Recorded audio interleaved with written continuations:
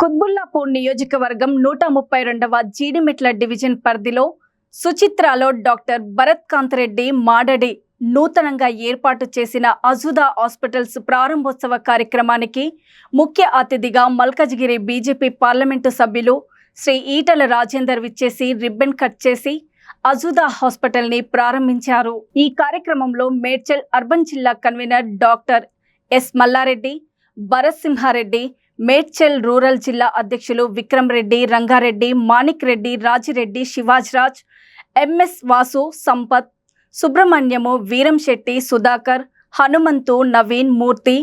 నార్లకంటి దుర్గయ్య, నార్లకంటి ప్రతాప్, నందు గౌడ్, శ్రీకాంత్ రెడ్డి, నాగదీప్ గౌడ్, మానస్, మహేష్, ఈశ్వర్, రాజ్ కుమార్, శివ తదితరులు పాల్గొన్నారు।